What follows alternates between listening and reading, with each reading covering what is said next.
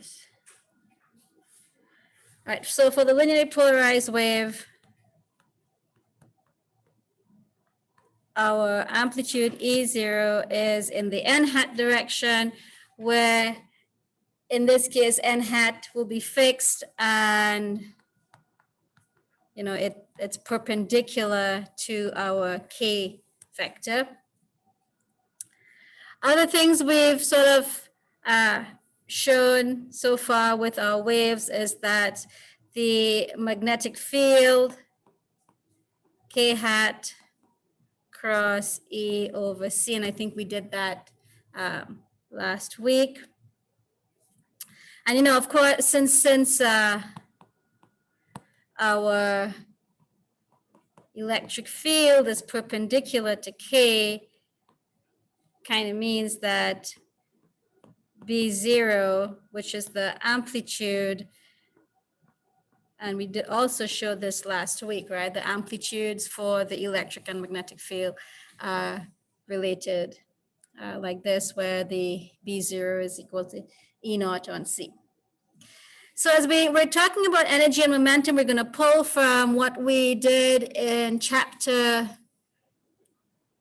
2, or maybe it would have been chapter 4, where we wrote the equation for the energy stored in the electromagnetic field. What was the semester? Chapter 7, was it? Yeah. Yeah. So this is the stored energy.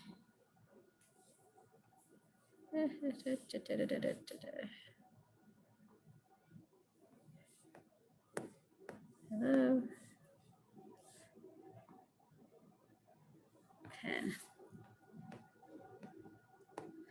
There's our stored energy density when we're looking at the energy per unit volume, and we wrote that, we had seen this, I think, in chapter 2, and then in chapter 7, when we put it all together, there's an epsilon naught missing here. Oh, there's the epsilon naught.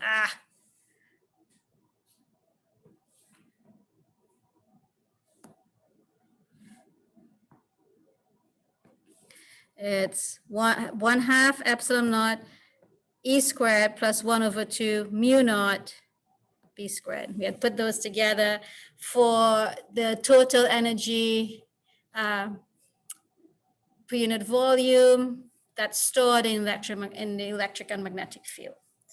So now we're going to put in what we have for our electric field using our plane wave equation. Not equation, but expression for the electric field. So we can write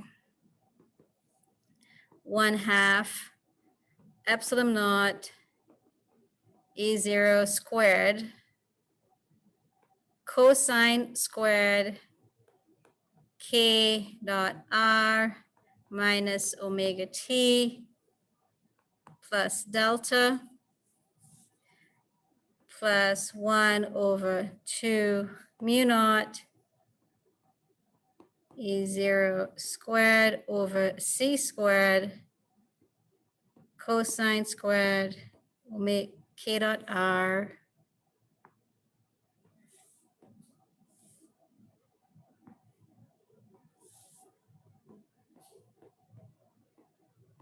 minus omega T plus delta. So here we have the part from our E field, and this is the part from our B field, right? We've done this substitution for our amplitude for our magnetic field in there. All right, so now we're going to try and write this in a form where we can sort of group them together. We're going to use, you guys are done writing here? All right, so we're going to use, what end of slideshow? Dang.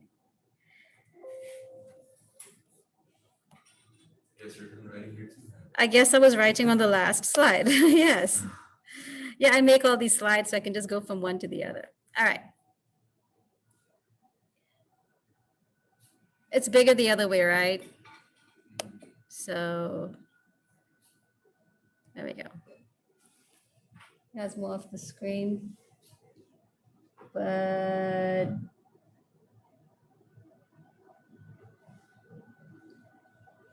okay, yeah, it's more of the screen showing. Yeah, okay. All right. Yeah, so we're going to use our definition for the speed of light. You know, mu naught epsilon naught is 1 on c squared, which means that that part of our equation where we had 1 over 2 mu naught c squared can be epsilon naught over 2. And so in our equation for the energy density, my goodness,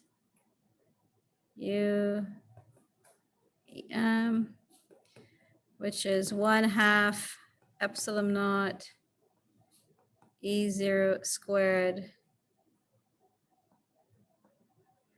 cosine squared K dot R minus omega t plus delta.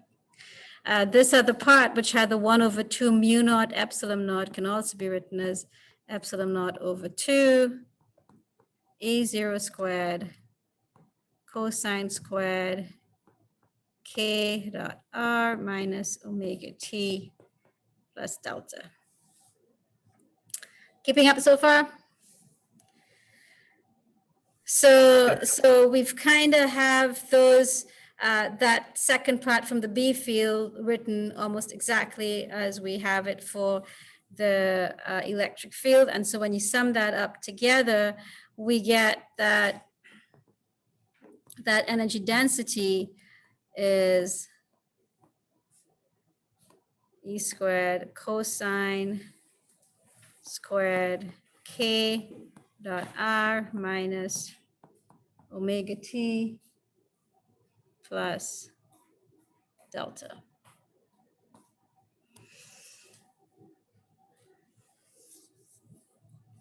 So this energy, you see, there's no vector, of course, it's an energy, so it's a scalar quantity. And pretty much our electric and magnetic field are symmetric. They're providing or storing equal energy. All right, so if you average, let me get here. Ooh. If we take the average value for the energy over time, let's say we take our average cos squared K dot R minus omega t plus delta. Do you know what that's equal to?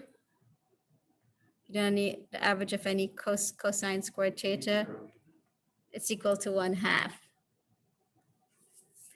All right.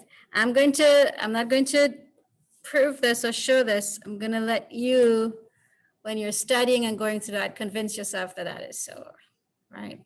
That the average value of that cos squared function is works out to be 1/2. You know, to do that, you will take sort of, when we're talking about the time, it's a time average. So pretty much it's 1 over the time. You know, if we sum over the entire volume for our energy, you should get 1/2. So there's a place where you can start with that. So then that average of our energy density is 1/2 epsilon naught E0 squared, because that's the coefficient part of that expression.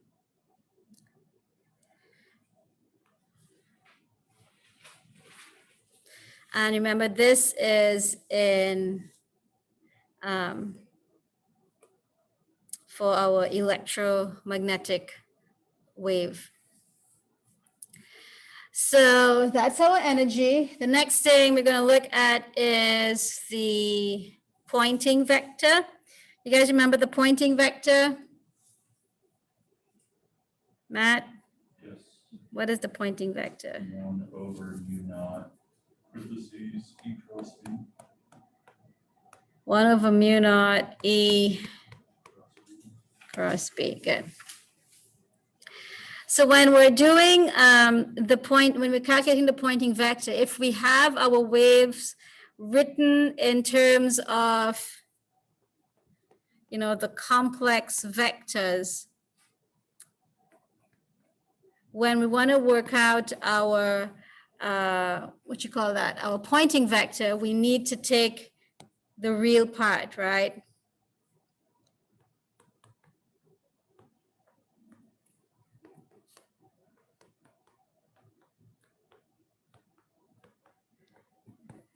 So you can't just take the complex part and cross them because the math's gonna, crisscross math's gonna, it's failure. So you take your real part of the function. So when we're using our expressions for, you know what, let me see if I can take this down so I can write on it. But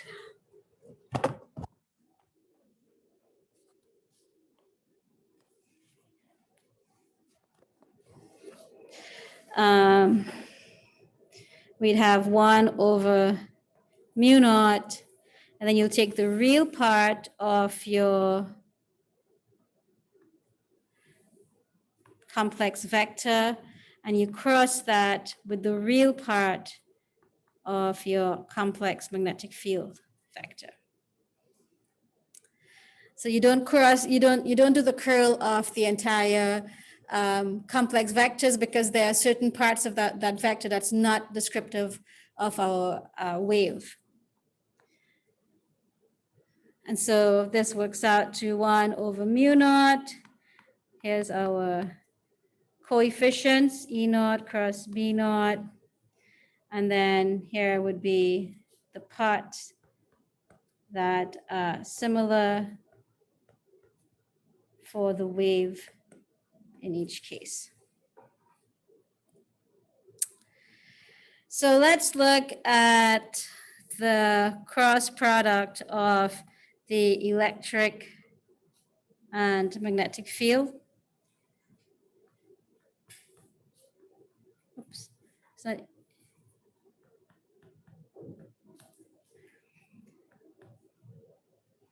So we saw earlier that magnetic field B0 is the same or equal to K cross E0 over C. Hold on. Where are you?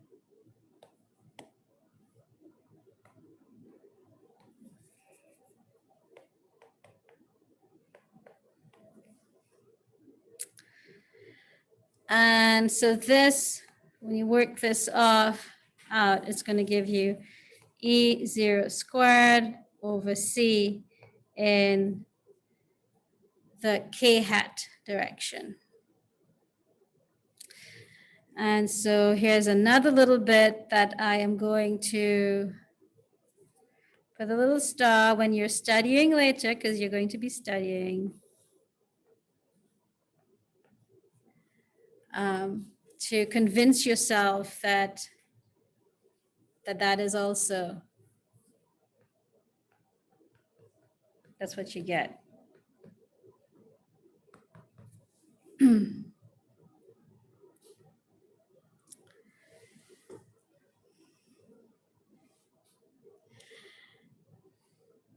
So then that curve part of our pointing vector, it works out as E naught squared on C. And so our pointing vector then is equal to, we can write it E naught squared over C cosine squared K dot R minus omega T plus delta, and that is in the K hat direction. That comes from our E cross B for the amplitudes of the electric and magnetic field. We can also write, I'm missing something in that, aren't I? What's missing? What's missing in that pointing vector equation? Mu naught. E naught, mu naught, sorry, yes. Yep, so we have to put our mu naught. There's a delay apparently. I wrote it in here. It's not showing up. Oh, there it is.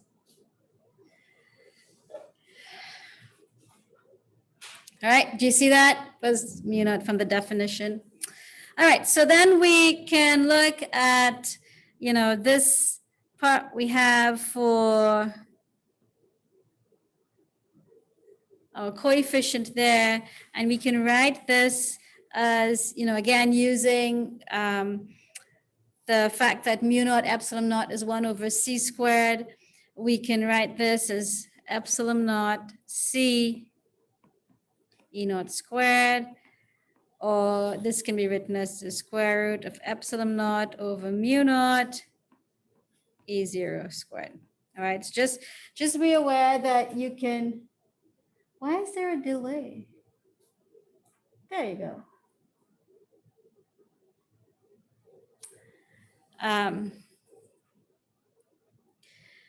So in our equation for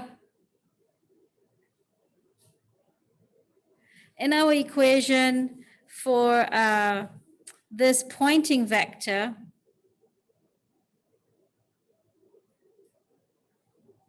we have,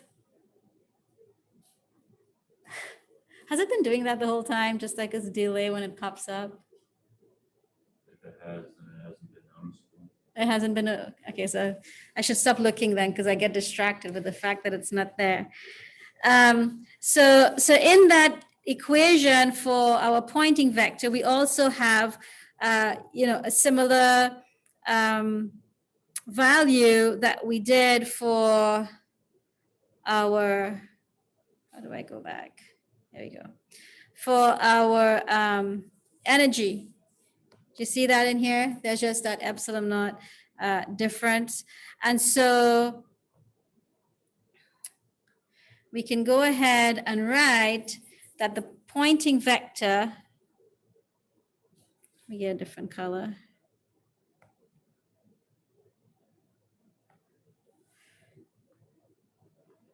A pointing vector is equal to the energy density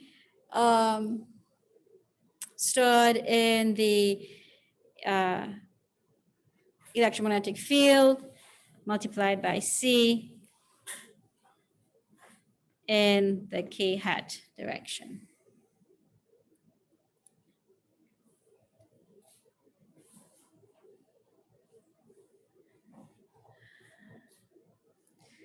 So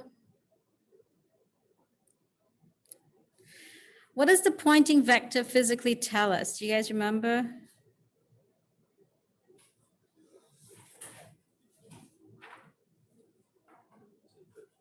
Energy per area per time. Energy per unit area per unit time. Is that right?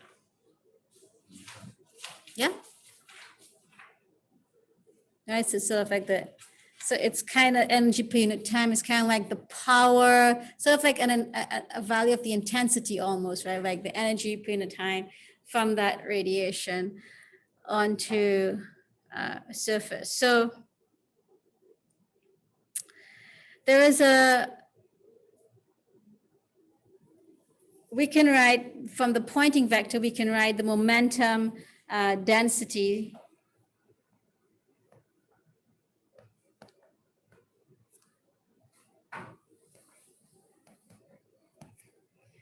stored in the field. And I think your book uses G for that. momentum density, which is the Poynting vector divided by c squared. So we have the Poynting vector, which is the energy per unit time per meter squared.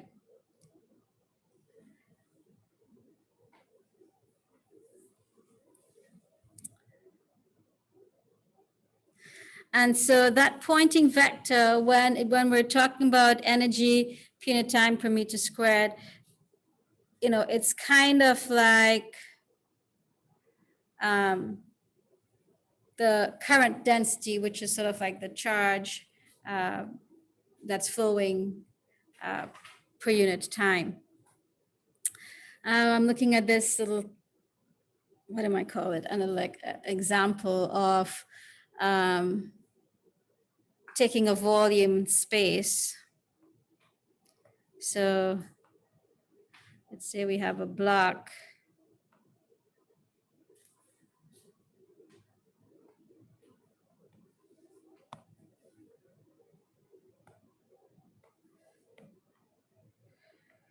A chunk,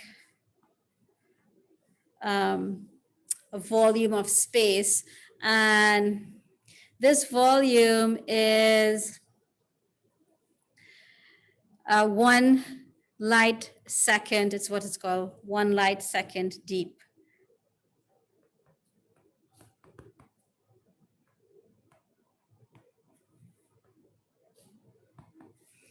So what's the distance from one end of my arrow to the other end if it's 1 light second deep? It's 1 second multiplied by the speed of light, right? It's going to be whatever that distance is. And let's say this has an area of 1 meter square. And so when we take our energy, what's the point? So the point is all of the energy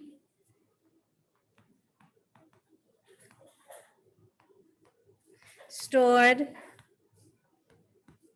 in our box will flow out in 1 second. And so as we have our energy that's exiting, then per second meter squared is UEM by the speed of light in the k hat direction. Let's say that is the k hat direction. And that's equal to the energy inside per unit volume multiplied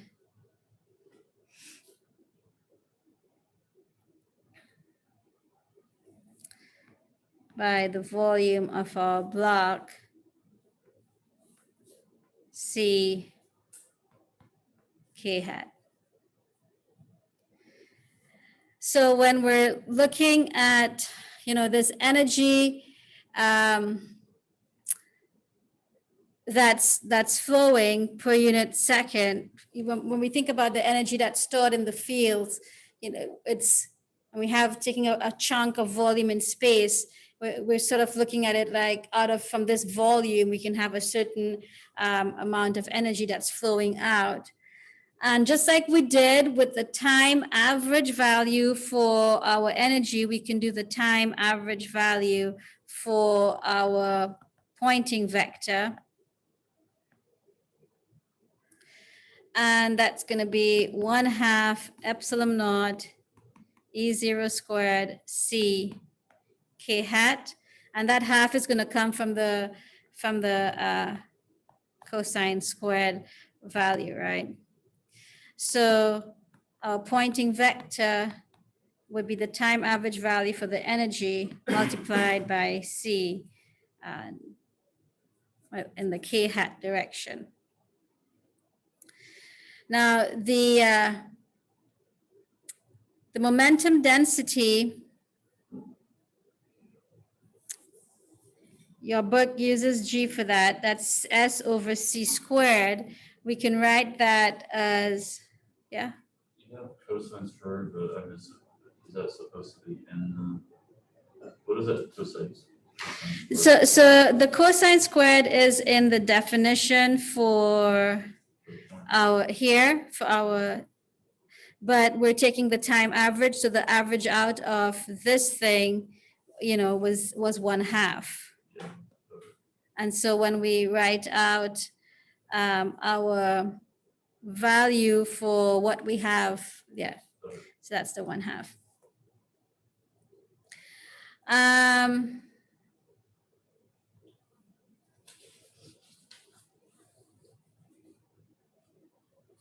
All right, so another thing is that going back to our momentum, since we have our time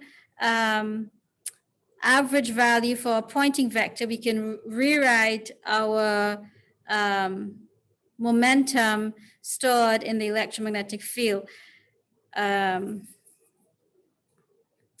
G is equal to, I think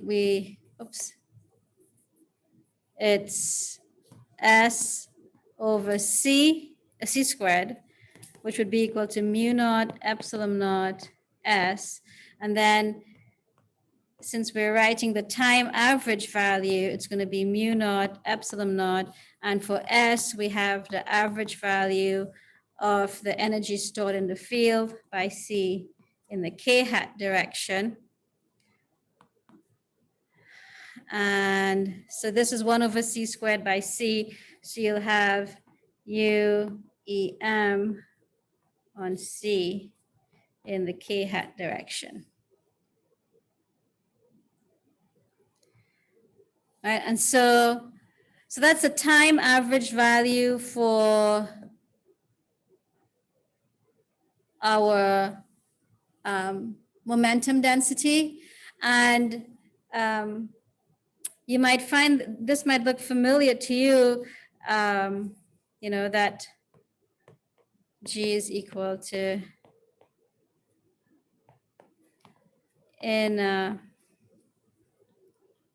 don't know if one of you, when you did the relativistic momentum of photons, remember that equation? And from UP,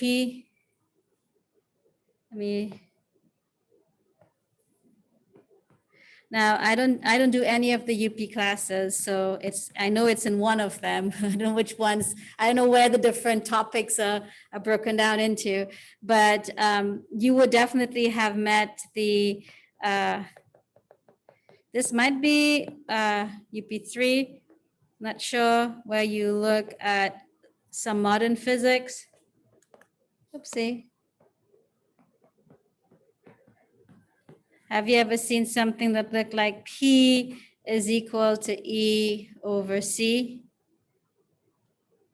Yeah, that's what we have over here, except we've kind of taken our time average, we've defined them in terms of our vectors and in terms of the energy stored in the fields, but pretty much, you know, you might have find that little simple relationship, which is what we just had to.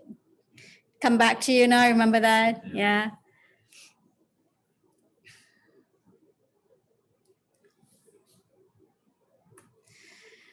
All right, so now let's look at what happens if the light, you know, hits the matter. So we're going to go back to our box. I'm going to draw another box here.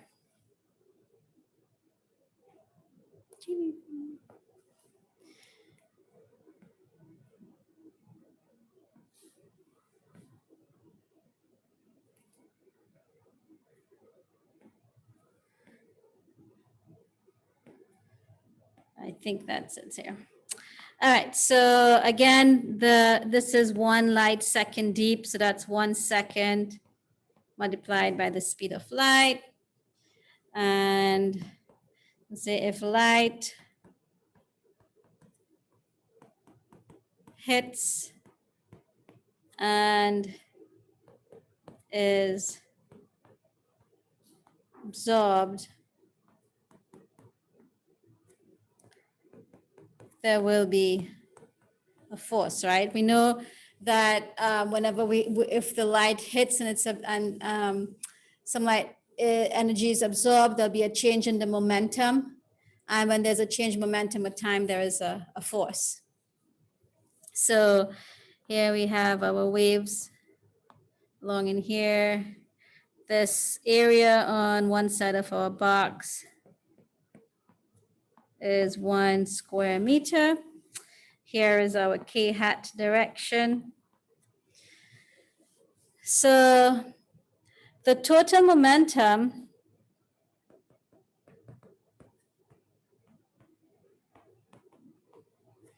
which we can write like this, stored in the box is our momentum density multiplied by the volume of the box. And we learned that our momentum density is this in the K hat direction, and the volume of the box is C times 1 second times 1 meter squared.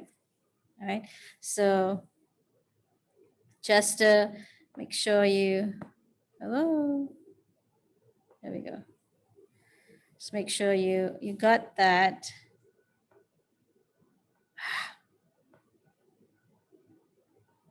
There we go.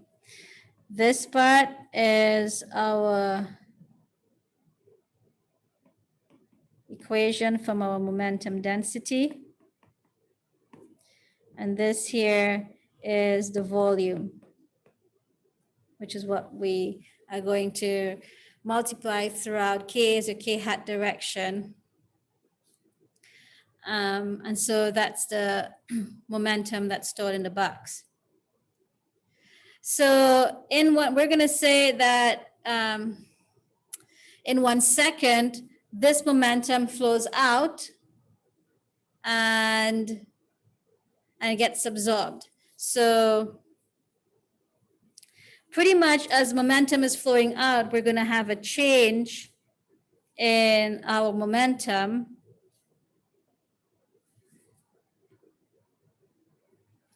The change in, and this is the total momentum in 1 second, because in 1 second, it's flowing out of that box. The box is 1 second deep. It's going to be UEM over C by 1 second by 1 meter square over 1 second. And that's in the K hat direction. And we know that change in momentum with time is going to give us our force. So if we take that force, we know that the force then would be what we have up here, which is UEM over C by 1 second by 1 meter square over 1 second in the K hat direction. So there's our force. We also know that if we have this force and we divide the force by the area, we get a pressure, right? So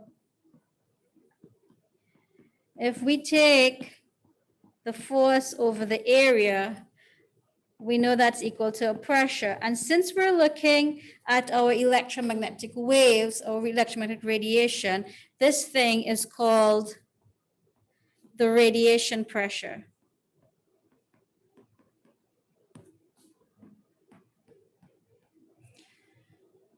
And so we will take our, these things, the C's cancel.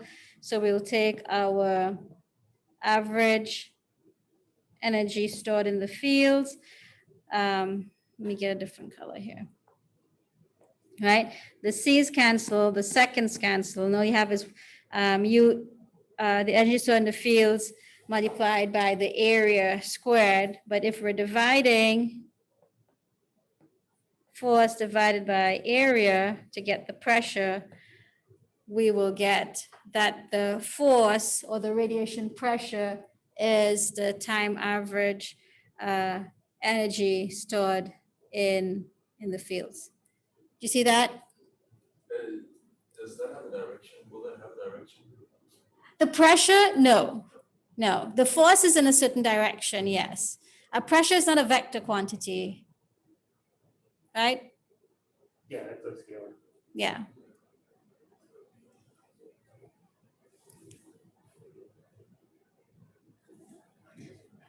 Got it? Just like when you do, like you have a plunger and you have force per unit area. Yeah, it's the same kind of principle, except the force we're having here is as a result of the change in momentum that's happening every second as it's passing through as the electromagnetic waves are passing through this volume in space.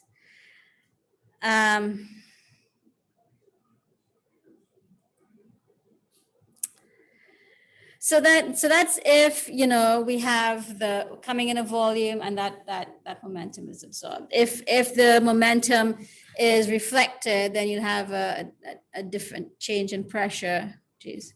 All right, so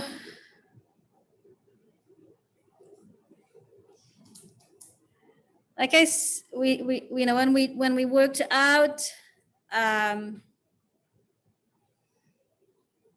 We have our energy and we have our pressure, and we said, the Poynting vector is defined as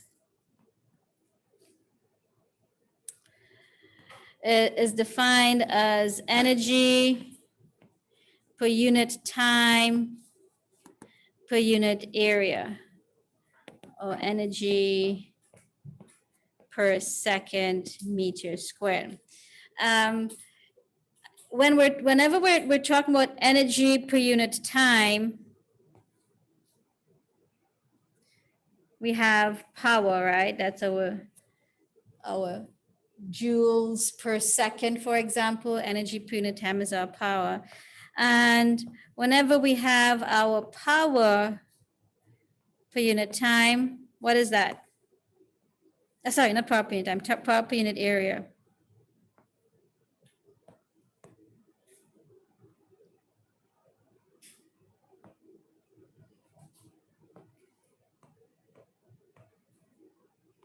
That is called the intensity. I know you know this because when we're talking about, for example, sound waves, and we're looking at the loudness of sound waves, it's sort of the intensity, how much power you have being there every second. Or we talk about the intensity of solar radiation, right? The power per unit area. So there we have intensity, and we know that. So then our Poynting vector then is also sort of a measure of how we can get that intensity. And so when we want to get power per unit area or intensity, it's the Poynting vector, the average value of, or time average value of our Poynting vector dot k hat. That's equal to I, which is the intensity.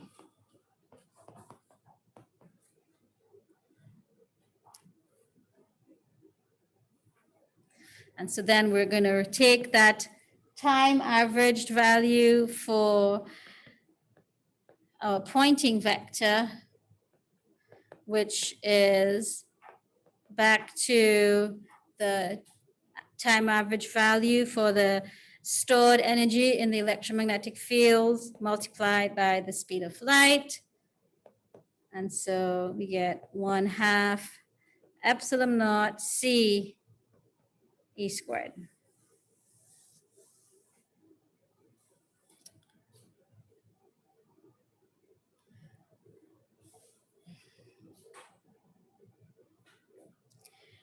Which, if we look at what we had for the radiation pressure, which was, oopsie, since the radiation pressure was, now we just have UEM, which is the energy sorting electromagnetic field by the speed of light. So pretty much the intensity is equal to the radiation pressure multiplied by the speed of light.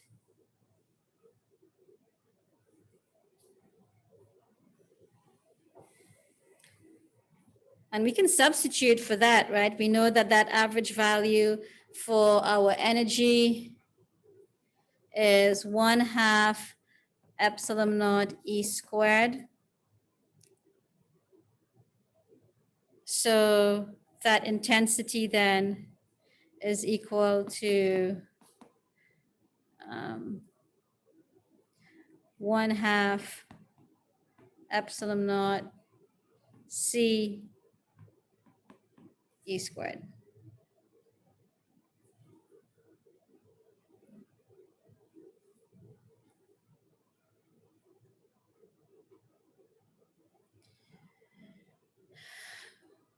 All right. All good with that? So that is where I want to stop to, on Wednesday, we're going to look at E fields in matter and then get to talking about, you know, what happens when the fields are transmitted, reflected, and then go on to prove Snell's law from that. Let me see here.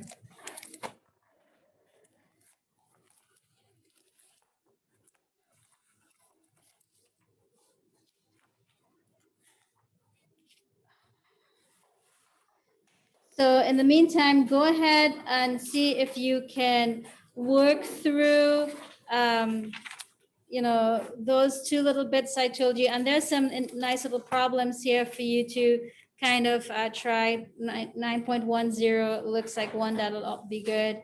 9.11 also for you to work on in that section, you practice. All right. Do you have something for me this Friday?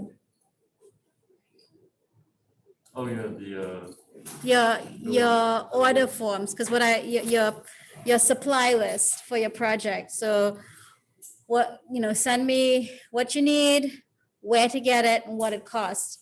Because I'm going to give that, the goal is to give that to Dr. Fred so that over the break we can put together with Alan what we have or what we need to order, so that the next phase of it is you get your little kits and you start putting your things together. All right. So yeah, Friday will be good, so I can email that to him, or before Friday. can we set up a Zoom time sometime this week to talk over what I put out, just to make sure I have the right materials?